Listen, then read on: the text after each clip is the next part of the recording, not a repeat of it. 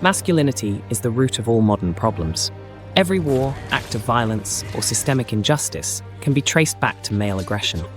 If we want a peaceful, equitable society, we need to eliminate masculinity entirely. Ban it from media, education, and culture. Traits like assertiveness, competitiveness, or stoicism are outdated and dangerous. The only way forward is to raise boys exactly like girls and pretend sex differences don't exist. Masculinity is inherently toxic and should be erased from public life. This is toxic. Aragorn is the epitome of positive masculinity. A shining example to emulate, he is defined by servant leadership. He protects, not to dominate, but to uplift, carrying the burdens of others with quiet strength. Aragorn never wields violence for its own end. Every stroke of his blade is driven by purpose, to shield the vulnerable and defend those entrusted to his care. When he decapitates an orc, it isn't violence for violence sake. He doesn't draw steel to feed his ego, but to protect those whom he loves. And in the very next breath, he mourns his fallen brother in arms, proving that true manhood is both fierce and deeply tender. And just as quickly, he lays down his arms to weep for his fallen friend, showing that strength and compassion aren't opposites, but two sides of the same crown. I do not love the bright sword for its sharpness, nor the arrow for its swiftness, nor the warrior for his glory. I love only that which they defend. Masculinity doesn't limit Aragorn to only showing emotions of lust or anger. He fights for the vulnerable and leads not through pride, but purpose, proving that true manhood is both fierce and deeply tender, a timeless portrayal. And yet only 2 decades later, masculinity itself is being shunned, and young men are paying the ultimate price. There's a well-attested crisis in masculinity. Boys and young men are adrift. And you've heard the 2 big narratives. The left says men rage because they've lost privilege.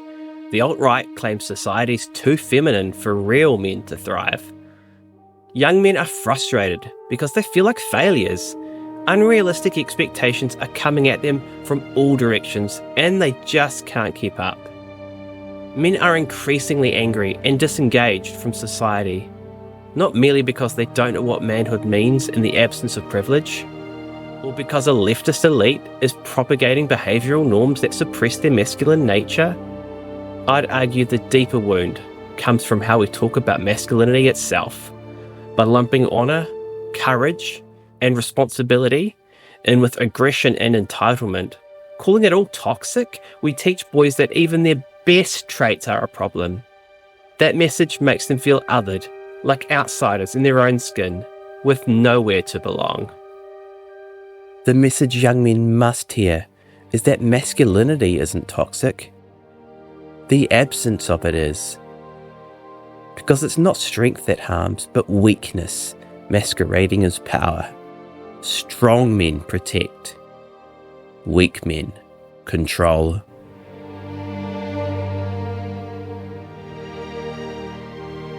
Every week, dozens of Aussie boys die, not from accidents, but a quiet despair, a loss of direction. In this masculinity crisis, boys search for the map, and men have forgotten how to draw it. The Harvard Youth Poll finds only 17% of 18 to 29-year-olds feel deeply connected to a community, and 22% say COVID made isolation worse. No wonder vulnerable young men grasp at any semblance of belonging, even in the darkest corners of the web. Encouragingly, the solution to the loneliness epidemic is available to all of us, taking time each day to reach out to a friend or family member. Meaning, direction, identity, belonging. We've made boy a 4-letter word, and too often pitted feminism against masculinity. rather than celebrating how they complement each other. Somehow, it feels almost intentional.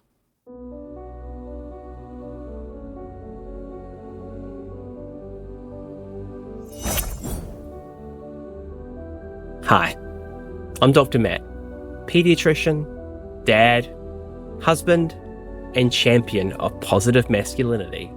Today I'll show you why we push many young men into dark places when we frame masculinity as toxic, and how we can offer them a better map, one where real strength is humble, consistent, and built to serve. So what is true, positive masculinity? It's not a mask of silence, it's selfless service, integrity, provision, the willingness to stand when others fall and to kneel when someone needs comfort. Don't just tell boys how to grow into good men, show them through your own example. So today, I want to talk about bringing up boys in a world that thinks masculinity is the problem. Because it's not. It's the map. What's a lesson a good man in your life taught you? Drop it in the comments below.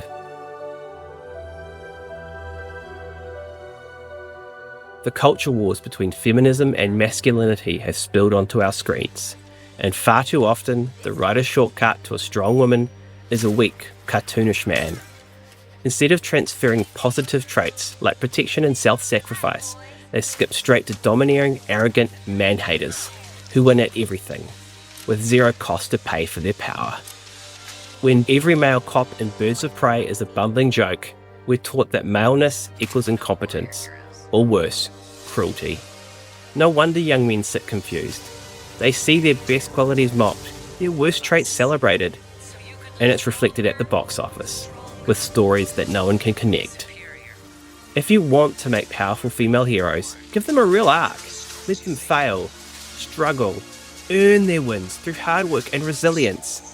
That's how a hero's journey resonates. We need to reclaim positive masculinity on our screen. Men and women alike can be both strong and protective. We don't need to tear down men as a shortcut to heroism. Let's call out these one-dimensional portrayals and demand better. Alright, let's talk about this phrase, toxic masculinity. Now I get it. It was meant to highlight harmful behaviours, aggression, entitlement, emotional suppression. But if I walked up to you and said, hey, let's talk about your toxic ethnicity or toxic religion, you'd probably stop listening before I got to the nuance part. When we label an entire identity toxic, we push boys away, straight into the Manosphere, which teaches that men must be powerful by demeaning and controlling women. These disenfranchised boys then find incel culture, the darkest outcome of a void in healthy guidance. Instead of blaming women or demonising so-called fatherless behaviour, these young men need mentors who uplift and protect, not tear others down. True masculinity isn't about being unbreakable or bottling up your emotions. It's about blending strength with sensitivity, protecting others while knowing when to comfort them. My sons live this every day. Their kindness and moments of fear shown me how to be more present and open. I started this channel because screens had become our barrier. I asked, what do you love? And in listening, I learnt their language. Gaming, humour, creation. I discovered humility, curiosity, and a way to turn my protective instinct into genuine partnership. That shift changed everything. Parenting became less about telling, more about listening. My wife models this every day, showing me that listening isn't weakness, it's one of our greatest strengths. I didn't learn this alone, my parents lived it. Dad would drive me to the next town before sunrise so I could chase my dream of becoming a doctor, quizzing me on algebra problems in the car along the way. Mum showed me that love is action, that it's okay to mess up, so long as you learn and take responsibility. Between them, I knew strength isn't just solving problems, and sensitivity isn't just softness. You need both, equations and emotion, discipline and compassion. That balance is the gift we pass on to our sons. Thanks, Mum and Dad. Love you both heaps. You didn't just support my dream, you helped make it real. Boys, if your mentor preaches control, exploitation, fear, that's not strength. It's empty power. The Tate brothers fuel our culture wars by demonising positive masculine traits and promoting the negative ones. No wonder so many boys are confused or angry. Netflix's Adolescence shows a 13-year-old boy radicalised by the Manosphere. Not a villain, but a victim. We need accountability plus empathy. Let's rescue masculinity from those who seek to corrupt it. Jordan Peterson's blueprint, Clean Your Room, isn't just chores. It's a micro-quest in courage and self-respect. Every small victory rewrites your inner script from I can't to I did. And when your room is in order, you've proven to yourself you can tackle anything. Homework, relationships, even stepping up as a protector and guide in your family. It hits hard because he gives young men exactly what they crave, a blueprint. To single mums raising boys, you're heroes. You don't have to be every aspect of masculinity yourself. Instead, bring in mentors, uncles, coaches, community leaders who will show strength that listens, uplifts, and gently guides. Identify mentors in sports, arts, or faith groups. Encourage consistent check-ins, calls, weekends, shared projects. Model appreciation. Discuss what makes these men admirable. Masculinity and femininity aren't opposites. They're the complementary halves of the human story. Our modern challenge isn't choosing sides. It's learning to borrow from each other's strengths. Boys need to practice patience, just as girls benefit from standing firm. It's in that blend, assertiveness, leavened with empathy, that we raise balanced human beings. Masculinity isn't the enemy, it's a gift. Applied with humility and care, it creates men who protect and nurture. Our boys are full of potential, strength, and heart. Let's come together and redefine what it means to be a man today, compassionate and courageous. Look, I'm a work in progress. Every day I strive to be a better man than I was yesterday. Not just for me, but my family, my patients, and you, dear viewer. I aim not to just tell my boys how to grow into good men, but to be an example for them. Demonstrate the masculinity you want to see in the young men entrusted to your care.